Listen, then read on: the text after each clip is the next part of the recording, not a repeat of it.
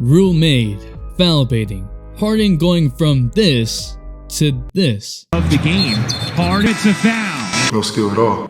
Trae Young balling and still flopping.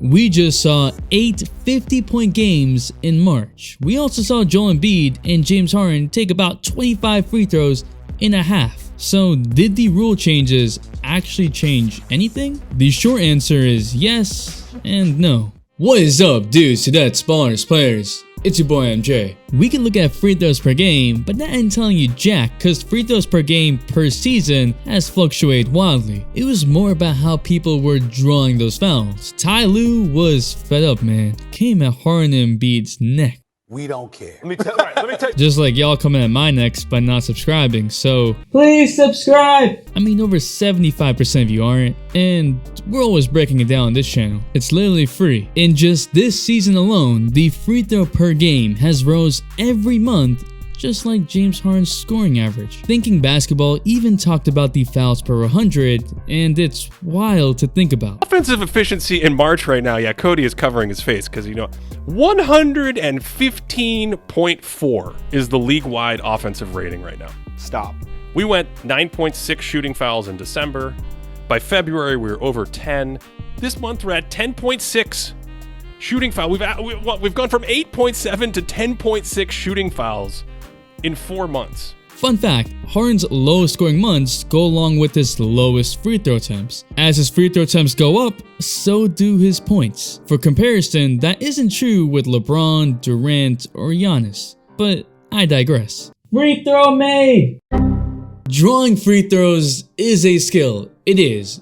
Don't be mad at the player, be mad at the game.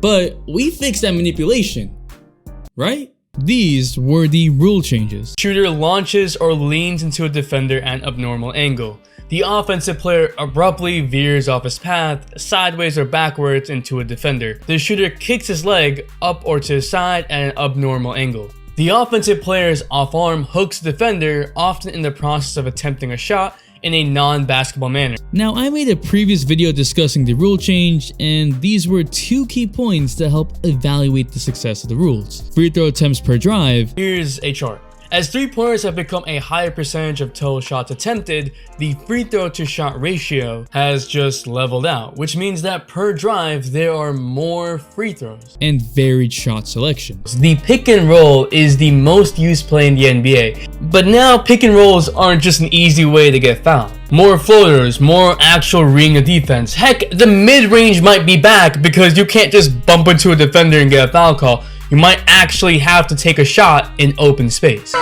So, did that actually happen? While we have seen a more consistent call on fouls on jump shots, kicking out the leg, we've seen players figure out how to draw fouls in the drive and in face-up post situations a lot. In fact, the mid-range was coming back this season. In the beginning of the season, there was actually an increase from last year in percentage of shots taken from mid-range. The first time that was ever the case in a decade. And as of right now, it's at 12.8%. Still up from last year, but slightly down for the regular season. After the All-Star break, it's only at 11.25%, so a lower rate than last year. Is that just single-handedly Kevin Durant not playing? He's only missed 4 games after the All-Star break, so not that. Rather, mid-ranges fell victim to threes and drives because drives were generating more fouls. If you look at free throw attempts per drives, pre-All-Star break, it was 0.13 free throws per drive. Now it's 0.15, which seems like a small change.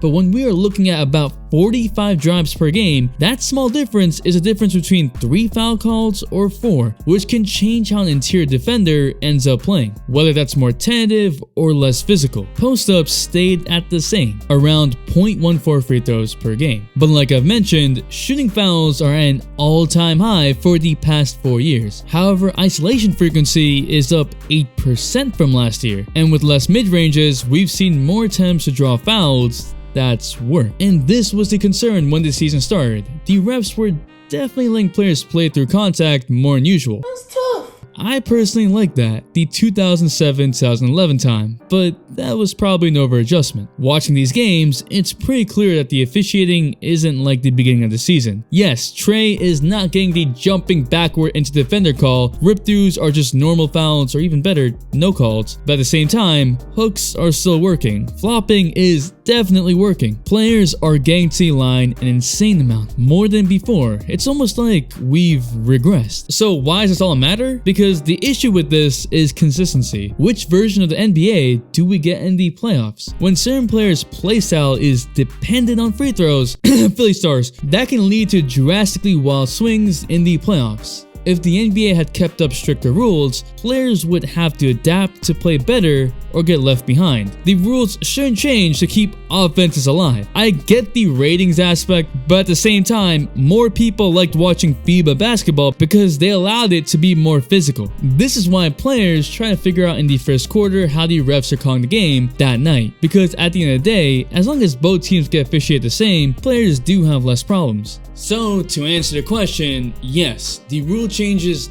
did change things for stars, but now officiating is sort of reverting back to tic-tac fouls. So perhaps while the rules and emphasis points have changed, refs are calling it even worse than before. But what do you think? Do we need to change up more rules? The all-day notification rush out goes to an OG day one, Armand, who's still mad about Siakam not being an all-star. Thanks for the all-day support. And if you're still here, you'll really want to comment change, so I know. Drop a like if you like the video, and subscribe, turn noise on if you really like the video. It really helps the channel out. It's your boy MJ. We out, and we vibe. For you, I got all the patience. So let's get high, let's get wasted. Okay, just hop in my spaceship. No, no, no, no.